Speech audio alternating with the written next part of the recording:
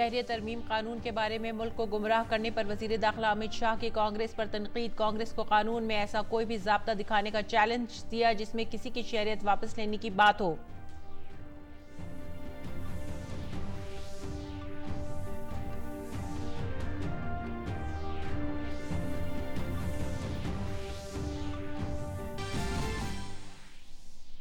कौमी आबादी रजिस्टर मामले पर बीजेपी लीडर प्रकाश जावड़ेकर ने कांग्रेस को घेरा। मुल्क को गैर मुस्तहकम करने की कोशिश का लगाया इल्जाम। कहा, गरीबों के फायदे में है एनपीआर।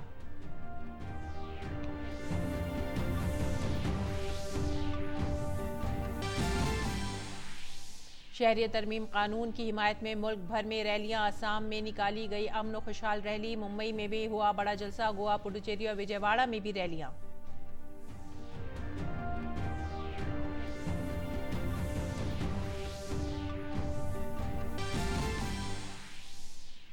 नायब सदर जमहूरिया का रायपुर में भारतीय इक़्तिसादी तंजीम के 110वें इजलास से खिताब। कहा, माशी तरक्की के लिए काम कर रही है हुकूमत। खुसूसी शुमारे का किया इजरा।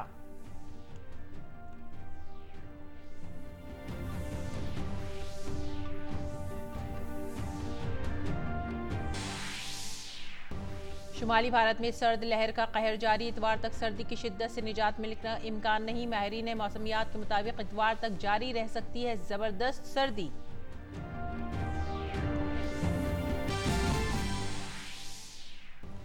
इंडियन एयरफोर्स के जंगी मिग 27 तैयारी की भारतीय फिजाइया से विदाई। करगिल जंग में दुश्मनों के ठिकानों पर किए थे मौसर हमले। अंजाम दिए शानदार फिजाई हमले।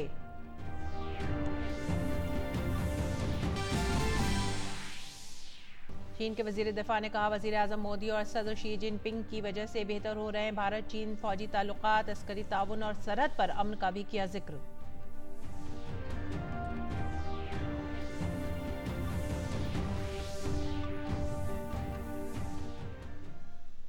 आदाब नाज़रीन, इमरोज़ में आप सभी का खैर मकदम है। नजर डालते इस वक्त की खास खबरों पर।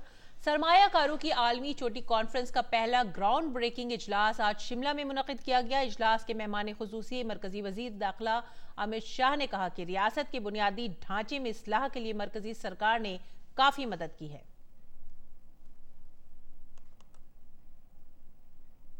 इंडस्ट्रियल इन्वेस्टमेंट तभी आ सकता है जब इंफ्रास्ट्रक्चर को आगे बढ़ाए। मुझे आपको बताते हुए खुशी हो रही है कि लगभग 69 रोड्स, इतने से छोटे से राज्य के अंदर इसकी जिम्मेदारी राज्य सरकार की जगह केंद्र सरकार ने लेकर उसको नेशनल हाईवे में तब्दील करने का काम किया।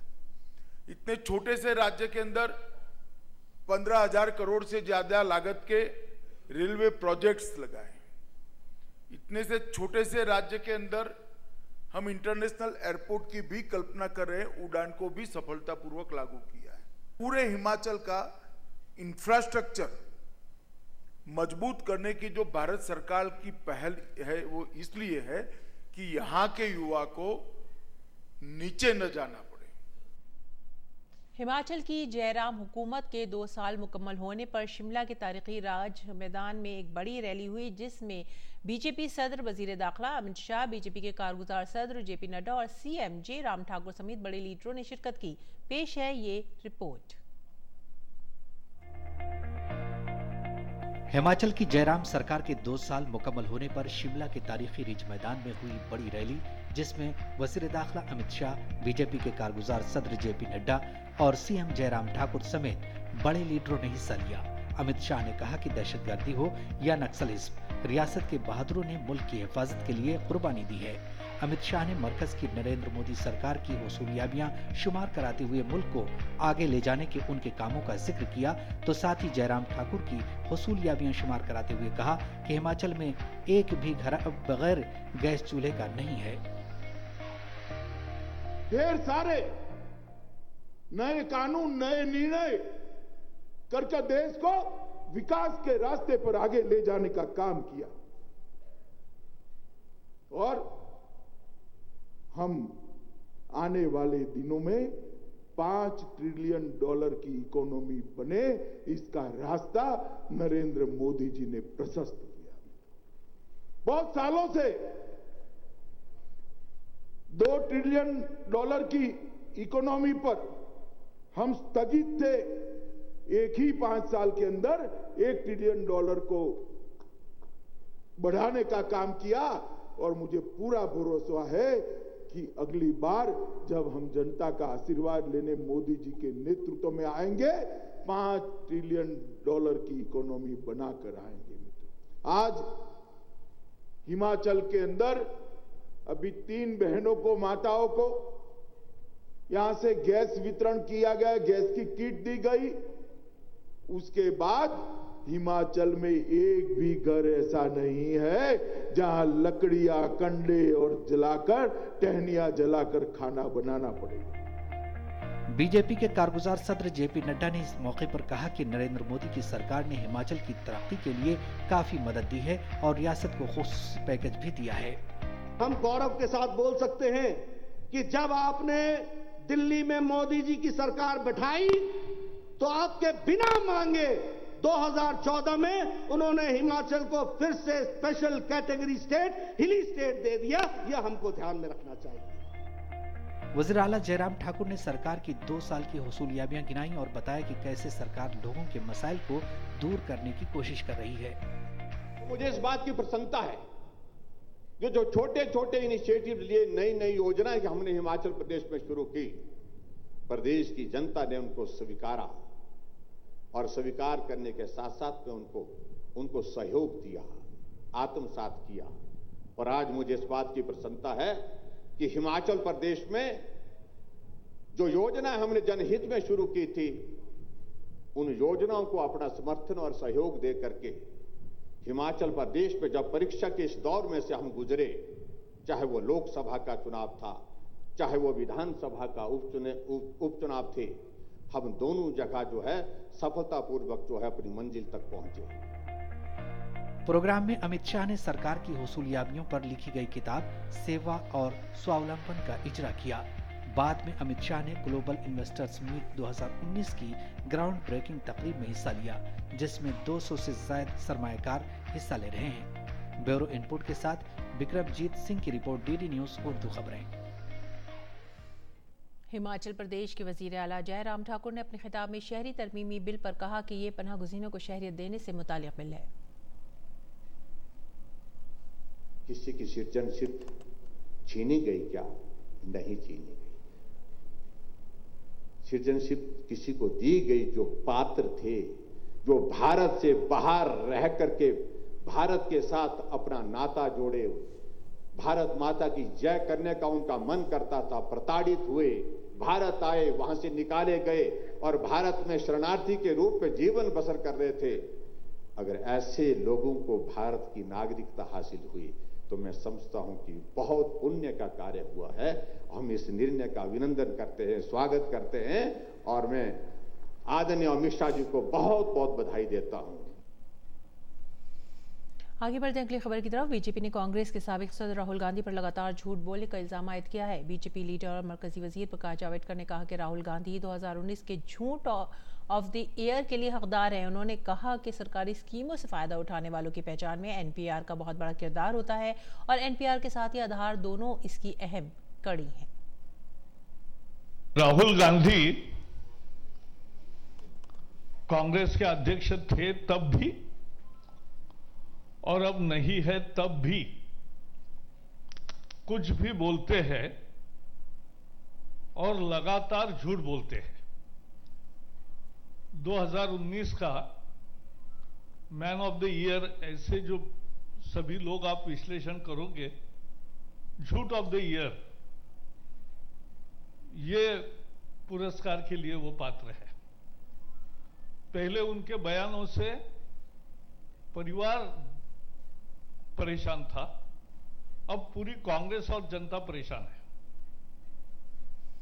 रुख करते यूपी का शहरी तरमीम कानून के खिलाफ भड़के तशद्दुद के बाद उत्तर प्रदेश इंतजामिया पूरी तरह से चौकस है। आज जुमे की नमाज के पेश नज़र इंतजामिया ने कई जिलों में एहतियातन कदम उठाए। लखनऊ, गाजियाबाद, मेरठ, कानपुर और अलीगढ़ समेत कई अजला में इंटरनेट खिदमात बंद कर दी गई। यूपी के पुलिस सरबराह ओपी सिंह ने बताया कि अमन कानून की सूरत हाल काबू में है। तशद्दुद की जांच के लिए खुसूसी टीम बनाई गई है। सोशल मीडिया पर भी नजर रखी जा रही है और 21 जिलों में बंद की गई इंटरनेट खिदमात को जरूरत के हिसाब से बहाल किया जाएगा। पूरे प्रदेश में पिछले 4 दिनों से पूरी शांति है और लॉ एंड ऑर्डर काफ़ी मेंटेन्ड है, लेकिन फिर भी हमने स्ट्रैटेजिक डिप्लॉयमेंट अपनी फोर्स का कर रखा है उन सभी संवेदनशील स्थानों में जहां पिछले शुक्रवार को कुछ हिंसात्मक कार्रवाइयाँ हुई थीं। उन सबों पर हमारी नज़र है, उन सबों पर हम पेट्रोलिंग, इंटेंसिव पेट्रोलिंग कर रहे हैं, हम स्ट्रॉन्ग मॉनिटरिंग कर रहे हैं लोगों की एक्टिविटीज़ को, सोशल मीडिया पे हमारी नज़र है। कम्युनिटीज़ के लोगों को इस बात के लिए बताया जाए कि अगर हिंसात्मक कार्रवाई करते हैं तो उससे किसी का नहीं बल्कि समाज का हित होगा। और लोगों ने इस बात की प्रशंसा की कि जो पहल पुलिस प्रशासन ने हर एक जनपद में लिया है उसे लोगों ने सराहा है।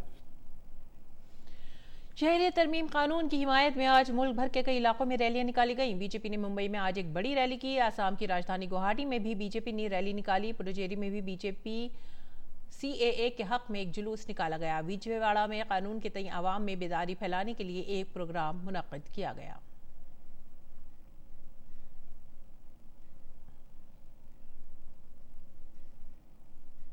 और भारतीय फिजाइया का जंगी तैयारा मिग 27 30 बरस तक खिदमत अंजाम देने के बाद आज सुबकदोश हो गया।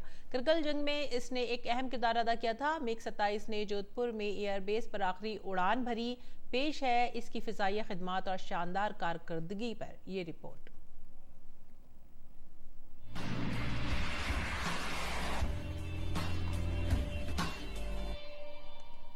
इस विमान ने राष्ट्रीय और अंतर्राष्ट्रीय स्तर पर कई सारे युद्धाभ्यास में भाग लिया। भारत की वायुसेना का नाम रोशन किया इस प्लेन ने।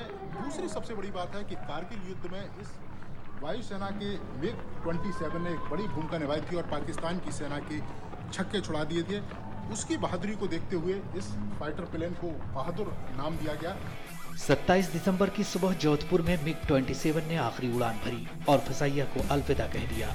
इस मिग तैयारे को ऑपरेट करने वाली एयरफोर्स 29 स्क्वाड्रन भी 31 मार्च 2020 को सिमट जाएगी, जिसका आगाज 10 मार्च 1958 को लुधियाना के हलवारा एयरफोर्स स्टेशन में हुआ था। अपने बहादुर और करगिल के हीरो को आखिरी सलामी देने के लिए जोधपुर एयरफोर्स स्टेशन में फिजाइया की तरफ से डी इंडक्शन सेरेमनी रखी गई।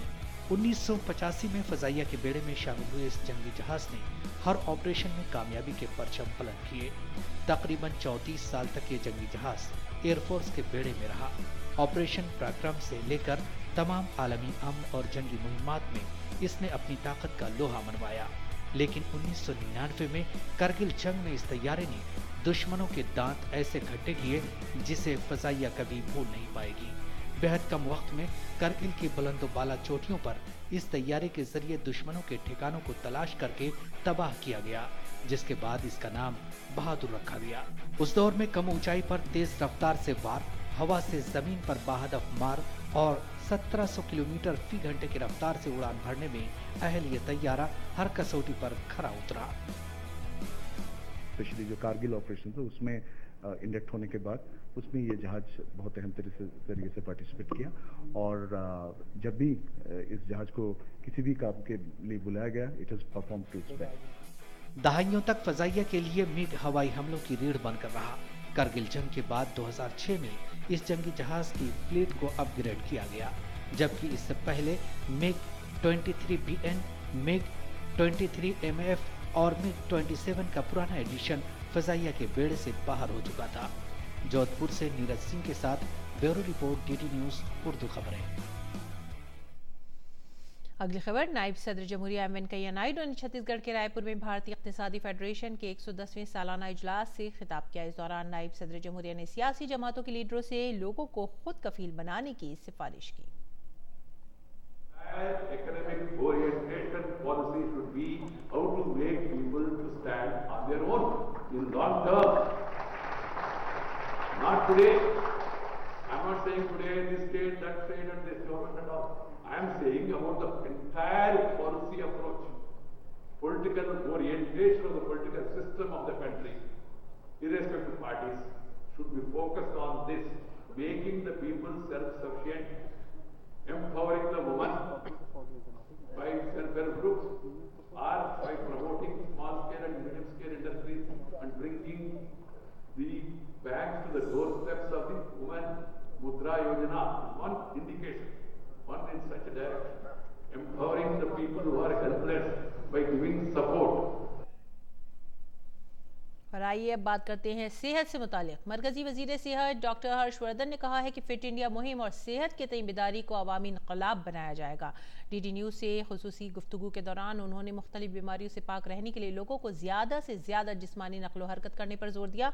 उन्होंने लोगों से फी रोज़ 1 घंटा अपनी सेहत पर तवज्जो देने की अपील की। मैं सारे देश के सभी संस्थानों से, सभी NGOs से, सभी जितने भी जागरूक नागरिक हैं उनसे, और विशेषकर जो युवा हैं, स्कूल और कॉलेज में पढ़ने वाले बच्चे, उनसे मैं ज़रूर ये कहना चाहता हूँ कि आप कम से कम 24 घंटे में 1 घंटा नहीं तो 45 मिनट तो कम से कम अपने शरीर के स्वास्थ्य पर ध्यान दें।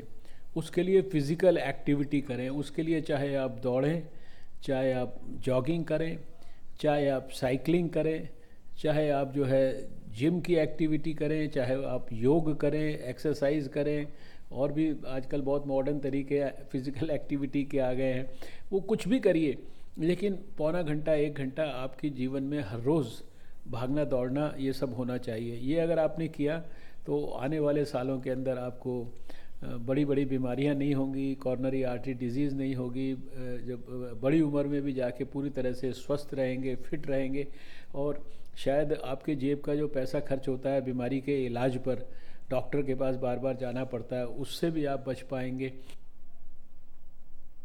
और आइए अब देखते हैं कि ठंड का क्या हाल है। शुमाली भारत में सर्द लहर का कहर जारी है और फिलहाल राहत की कोई उम्मीद नहीं है। महकमा मौसमियात के मुताबिक आने वाले दिनों में सर्द लहर में शदीद इजाफा भी हो सकता है। महकमा मौसमियात में 31 दिसंबर को दिल्ली में बारिश होने का इम्कान भी जाहिर किया है, जिसके बाद ठंड में इजाफा हो सकता है। दिल्ली में महकमा मौसमियात के साइंसदान डॉक्टर राजेंद्र जैनमानी से बात की हमारे नुमाइंदे ने। अब क्या फोरकास्ट है for the next few days, और अभी परिस्थिति कैसी है? नहीं, ऐसे है कि 30 तारीख ऑनवर्ड तो जा रहा है कोल्ड का, जो क्योंकि एक वेस्टर्न डिस्टर्बेंस आ रहा है, जिसकी वजह से कोल्ड स्पेल जाएगा। पर्टिकुलरली दिन का जो तापमान है, जो सूरज नहीं दिखाई देता है, थोड़ा थोड़ा खोलना शुरू हो गया, तो 30 तारीख को दिन का तापमात्रा मिलेगा 19-20। रात का तापमात्रा में ये 31 या 1 को राइज होगा। तो अभी temperature 30 onward will be normal. Sir, जो बात हो रही थी कि जो वेस्टर्ली विंड्स है और उसके साथ जो डिस्टर्बेंसेस मिक्स होके क्या वेट स्पेल भी हो सकता है? अभी जो है 97 के बाद इस साल ऐसा हो रहा है। 120 साल का ये सेकेंड ईयर है, सेकेंड मंथ है दिसंबर। मतलब हम लोग यही बोलेंगे कि सेकेंड कोल्डेस्ट दिसंबर आफ्टर दिसंबर 97। 120 साल का ये, मतलब इतना ठंड जो दिन में जो लगातार जो टेम्परेचर 15, 10, 12 रहना, और दिल्ली में नहीं, सारा उत्तर भारत, पंजाब, नॉर्थ राजस्थान, पूरा बिहार तक, इवन आज उड़ीसा और बंगाल में भी होने वाला है कल परसों 2 दिन, बट अभी कम हो जाएगा, 30 ऑनवर्ड कम हो जाएगा। सर, कौन सा अलर्ट कोई जारी किया है या कोई वार्निंग जारी की है? अभी हम लोग जारी कर रहे हैं, उसको अपग्रेड कर रहे हैं, रेड भी कर रहे हैं। नॉर्थ राजस्थान, किन जगहों पे सर रेड किया जाएगा? नॉर्थ राजस्थान और साउथ पंजाब, साउथ हरियाणा, ये सारा जगह में। इवन मध्य प्रदेश में भी काफ़ी स्टेशन रिपोर्ट किया कोल्ड वेव। तो सर, कैसा माना जाए कि 30 तारीख के बाद धीरे धीरे लोगों को राहत मिल? 30 तारीख की जो है हमारा एक वेस्टर्न डिस्टर्बेंस, जैसे आपको 11 से 13 तारीख हुआ था, बहुत जोर से बर्फबारी जम्मू कश्मीर, हिमाचल और उत्तराखंड और प्लेन्स में भी बारिश हुआ था, वैसे एक डिस्टर्बेंस आ रहा है। तो वो सारा इसको ये करेगा, मतलब राइज कराएगा टेम्परेचर डे का, नाइट का। तो दिल्ली में जो बारिश है 1 को या 31 नाइट को शुरू होगा, और 2nd, 1st, 2nd, 3rd थोड़ा क्लाउडी रहेगा। 120 साल का रिकॉर्ड तोड़ा है ठंड ने, और इन दिनों कश्मीर और लद्दाख में भी भारी बर्फबारी की वजह से रात का दर्जा हरारत गिरने का सिलसिला जारी है। मुसलसल हो रही बर्फबारी में लोगों के लिए कुछ मसाइल तो ज़रूर पैदा हो गए हैं, ताहम सयाह बर्फबारी और जम्मू कश्मीर की खूबसूरती का लुत्फ उठाने के लिए वादी का रुख कर रहे हैं। मकामी लोगों के साथ साथ सयाह भी जम्मू कश्मीर के सरमाई खेल आइस स्केटिंग का जमकर लुत्फ उठा रहे हैं। बहुत मज़ा आता है, यहाँ पे बर्फ भी पड़ रही है, स्कीइंग सीख सकते हैं, स्केटबोर्ड सीख सकते हैं, ऐसे बहुत चीज़ें सीख सकते हैं। weather is really awesome. I think people should come here. They should see the beauty of Kashmir, Gulmarg, and they should adventure the sport, what is happening here. And I really encourage whatever is happening here. The people are very awesome. Weather के हिसाब से अभी -14 शायद temperature जाता है, लेकिन अभी ये वो प्रॉपर टेम्परेचर नहीं है जिसकी वजह से बर्फ हार्ड हो। पूरी दुनिया से आते हैं टूरिस्ट स्कीइंग करने, सीखने भी बहुत जगहों से आते हैं, all over India I can say. This year we could have chosen to go to Switzerland, and why go to Switzerland when we have Gulmarg? So we had snow yesterday, we had snow a couple of days back, and the snow is very good quality. So we're skiing down here. The powder snow is excellent. So there's no need for me. I mean, I'm enjoying myself here. और लद्दाख में इन दिनों चहल पहल है, रौनक है, क्योंकि लद्दाख में लोसार यानी नया साल मनाया जा रहा है। हिमालय के इलाके का लोसार एक अहम त्यौहार है। मरकज़ के ज़ेर इंतज़ाम इलाका बनने के बाद पहली बार लेफ्टिनेंट गवर्नर ने रिवायती झंडे को लहराकर लद्दाख के नए साल का आगाज़ किया।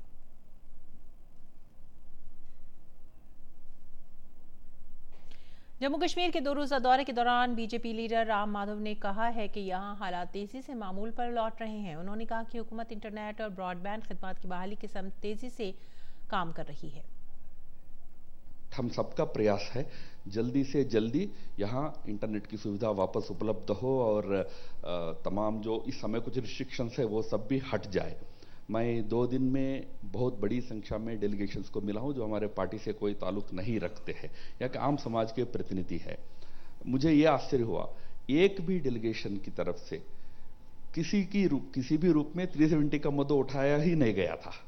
इसका मतलब आज उसको लोग पीछे छोड़कर जो परिवर्तन आया उसका स्वागत करते हुए आगे जाने के लिए लोग तैयार है इस राज्य में। तो हमारा आज केंद्र सरकार का ये दायित्व भी बनता है कि हम सब अब यहाँ जो बाकी बचे कुछ रिस्ट्रिक्शंस है वो इंटरनेट के रिस्ट्रिक्शन बाकी हो धीरे धीरे हटाए और यहाँ परिस्थिति नॉर्मल हो जाए, उसकी दिशा में प्रयास किया जाएगा। आइंदा बरस फरवरी में होने वाले बैनुल-अक़वामी तिजारती इजलास के बारे में किए गए सवाल पर अपना रद्द-ए-अमल जाहिर करते हुए राम माधव ने कहा कि ये इजलास इस मरकज़ के ज़ेर इंतज़ाम इस रियासत में सरमायाकारी के लिए इंतहाई सूदमंद साबित होगा।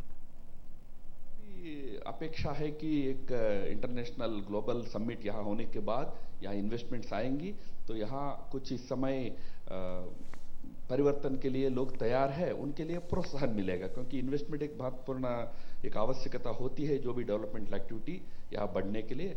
तो जो ग्लोबल समिट होगा उससे यहाँ इन्वेस्टमेंट्स का फ्लो भी बढ़ेगा। अपने इस दौरे के दौरान मरकजी वजीर ने राइजिंग कश्मीर और चेन्नई के दरमियान हुए फुटबॉल मैच को भी देखा। उन्होंने कहा कि गुज़िश्ता कुछ महीनों के बाद ऐसा पहली मरतबा हुआ है जब यहाँ इतने बड़े मैच का इनेकाद किया गया है। इस नौइयत के इनेकाद दुनिया के सामने कश्मीर की नई झलक पेश करते हैं। नया दौर का उत्साह देखने को मिल रहा है। यहाँ एक बहुत अच्छा फुटबॉल मैच का आयोजन कल हुआ जिसमें rising Kashmir football team Chennai के फुटबॉल टीम के साथ कल उनका मैच हुआ। उस मैच में हजारों की संख्या में यहाँ के लोग मौजूद थे। मैं उस मैच को देखने के लिए कल आया था। पहली बार है पिछले कई महीनों में एक इस प्रकार का बड़ा एक स्पोर्ट्स का इवेंट श्रीनगर में हुआ। एकदम उत्साह से लोग भाग ले। ये नया एक कश्मीर का चित्र भी है और यहाँ अब एक बदली परिस्थिति में अच्छे उत्साह से लोग कश्मीर के डेवलपमेंट के लिए और देश की उन्नति के लिए आगे बढ़ना चाहते हैं। जम्मू कश्मीर रियासत से अलहदा होकर मरकज़ के ज़ेर इंतज़ाम तश्कील दिए गए लद्दाख के कारगिल इलाके में मोबाइल इंटरनेट खिदमात बहाल कर दी गई हैं। खित्ते में 145 दिन बाद पाबंदी हटा दी गई है। काबिल ज़िक्र है कि लद्दाख में मोबाइल और ब्रॉडबैंड खिदमात पहले ही बहाल कर दी गई थी और अब इंटरनेट खिदमात भी बहाल हैं।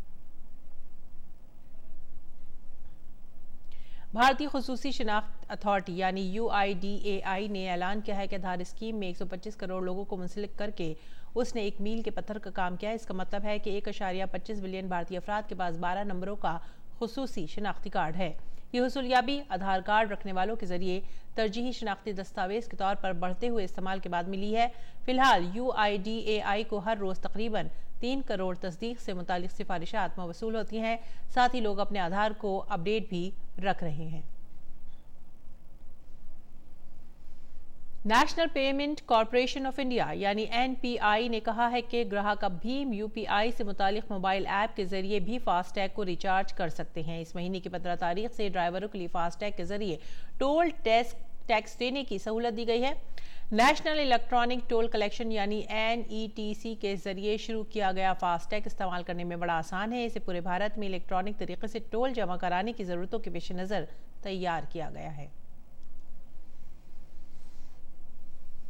खाम तेल की शरह 0.93% इजाफे के साथ आखिर में फ़ी बैरल 61.77% फ़ी डॉलर की सतह पर बंद हुई। कीमतों में इजाफा अमरीका और चीन के माबैन तिजारती तनाज़े के ख़त्म होने के बाद हुआ है। नाज़रीन, उर्दू शायरी को नई जहतों से आशना कराने वाले अजीम शायर मिर्ज़ा गालिब का आज यौम पैदाइश है। 27 दिसंबर 1989 को आगरा में पैदा होने वाले गालिब ने उर्दू शायरी की फ़िक्र को बुलंदी तक पहुँचाया। उनकी पहचान एक ऐसे शायर के तौर पर है जिन्होंने शायरी में नई इस्लाहातें और तरकीबें इस्तेमाल करके उसके खदोखाल को एक नया रंग और आहंग दिया। उर्दू और फारसी के अजीम शायर मिर्ज़ा गालिब आगरे में पैदा हुए। बचपन में माँ बाप का साया सर से उठ गया। बहुत कम उम्री में ही शादी हो गई। इसके बाद आगरे से दिल्ली आ गए। उन्हें दिल्ली में बहुत सी मुश्किलात का सामना करना पड़ा। इन सब के बावजूद उन्होंने अपनी शायरी के फन को जिंदा रखा। गालिब को उर्दू फारसी दोनों जुबानों पर उबूर हासिल था। उन्होंने अगरचे ज्यादातर अशार फारसी में ही कहे और शायरी दोनों जुबानों में की, लेकिन उन्हें शोहरत उर्दू शायरी से ही मिली। आज भी रोजमर्रा के बोलचाल में जितने अशार हमारी जुबान पर गालिब के आते हैं उतने और किसी शायर के नहीं आते। उर्दू में इश्क व मोहब्बत पर ही आम तौर से शायरी होती रही है, लेकिन गालिब ने जब इन मौजूआत पर कलम उठाया और शायरी की तो लोग उनके गर्विदा हो गए और उनका ये शेर दोहराने पर मजबूर हो गए कि हैं और भी दुनिया में सुखनवर बहुत अच्छे, कहते हैं कि गालिब का है अंदाज़े बयां। और गालिब न सिर्फ एक 19वीं सदी के सबसे बड़े शायर थे पूरे हिंदुस्तान की तमाम ज़बानों में। हमारी तकरीबन 2 दर्जन ज़बानें हैं जिनको एक कौमी हैसियत हासिल है। गालिब के मर्तबे का कोई शायर नहीं हुआ 19वीं सदी में। दुनिया में उस वक्त बहुत से बड़े बड़े शायर मौजूद थे, लेकिन हिंदुस्तान में गालिब के जैसी शोहरत किसी को हासिल नहीं। गालिब की शायरी डेटेड नहीं है। 19वीं सदी हिंदुस्तान में बड़ी उथल पुथल की सदी थी। मुग़लों की हुकूमत ख़त्म हो रही थी, अंग्रेज़ों की हुकूमत आ रही थी, एक बिल्कुल नया निज़ाम कायम हो रहा था, तालीम का, तहज़ीब का, सब कुछ था। लेकिन ये कि उस पूरे दौर में भी गालिब ने जिस तरीके से कहना चाहिए कि एक नए दौर का खैर मक़दम किया और पुराने दौर को रुखसत किया, वो अंदाज़ भी हमें किसी के यहाँ नहीं मिलता। गालिब ही ने फ़ारसी के एक शेर में कहा कि हर ज़माना अपना आइन लेकर के खुद आता है, उसके सामने पुराने तमाम आइन बेमानी हो जाते हैं। गालिब अवाम के शायर थे। उन्होंने अवाम के कर्ब को बहुत बारीकी से महसूस किया था। इसके साथ ही उन्होंने मुग़लिया सल्तनत के उरूज ज़वाल को भी अपनी आंखों से देखा था। यही वजह है कि उनके अशार में भी इसकी झलक नुमाया तौर पर नजर आती है। गालिब को खुद पर और अपने फन पर एतमाद था। गालिब की शायरी हमें जिंदगी के मुख्तलिफ पहलुओं से रोशनास कराती है। फसीहुर रहमान की रिपोर्ट, DD न्यूज़ उर्दू खबरें। चीन की वजारत दिफा ने कहा है कि वज़ीर आज़म नरेंद्र मोदी और शी जिनपिंग को मुसलसल काविशों से भारत और चीन के फौजी ताल्लुकात में इस्लाहात का अमल जारी है। कल पेचिंग में एक प्रेस कॉन्फ्रेंस में वजारत दिफा के तर्जुमान ने कहा कि दोनों ममालिक के दरमियान स्ट्रैटेजिक मज़ाकरात, अमली ताउन और सरहद पर पुरअमन माहौल साजगार हुआ है। आइंदा बरस भारत चीन ताल्लुकात के 70 बरस मुकम्मल होने के मौके पर दोनों ममालिक की अफवाज ने मुख्तलिफ प्रोग्रामों का इनेकाद करने का फैसला किया है। उन्होंने कहा कि चीन फौजी ताल्लुकात को फ़रोग़ देने के लिए वज़ीर आज़म नरेंद्र मोदी और सदर जिनपिंग की क़यादत के पेश नज़र वो भारत के साथ काम करने के ख्वाहां हैं। उन्होंने हाल ही में शिलांग में मुश्तरका फ़ौजी मश्क में दहशतगर्दी से निपटने, कुदरती आफ़ात और इंसानी ताउन पर मस्बत सलाह व मशवरे की वजाहत की है। नाज़रीन, ये थी इस वक्त की खास खबरें। इसी के साथ ही हमें दीजिए इजाज़त। आदाब।